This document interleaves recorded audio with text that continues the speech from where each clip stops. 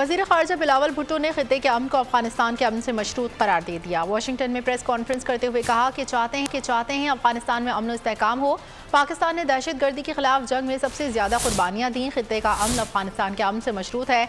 अफ़ग़ानिस्तान में तालिबान अपने वादे पूरे नहीं कर रहे। ख़ित्ते में अमन और इस्तेहकाम के लिए पाकिस्तान का किरदार हमेशा कलीदी रहा है।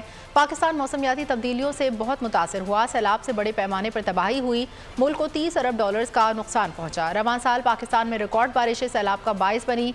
बिलावल भुट्टो का कहना था कि सियासी इस्तेहकाम आए बगैर मुल्क की तरक्की मुमकिन नहीं। पाकिस्तान में इंतखाबात अपने वक्त पर होंगे।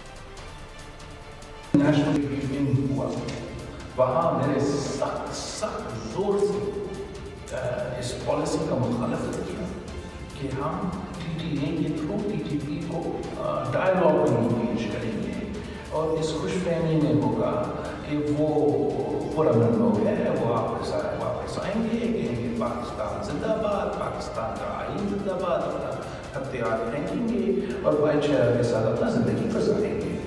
ये सारे जो फैसले हमारे आने से पहले उस कॉन्टेक्स्ट में मैंने जोर दिया कि आप अफगानिस्तान से ज़रूर इंगेज करें, बिकॉज हमारे लिए तो ये हकीकत है, हमारा हमसाया मुल्क है, हम चाहे ना चाहे हमें तो इंगेज करना है। ये लोग तो दूर दूर रहते हैं, वो क्या फर्क पड़ता।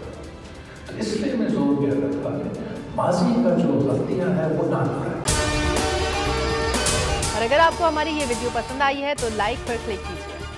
हकीकी आजादी की जंग में बोल भी कप्तान के हमकदम। इलेक्शन कराओ मुल्क बचाओ की लाइव ट्रांसमिशन दिखाई लम्हा ब लम्हा सूरत हाल। रील और रेटिंग में भी बोल न्यूज रहा नंबर 1। सब्सक्राइब करें और बेल दबाएं ताकि कोई खबर रह न जाए।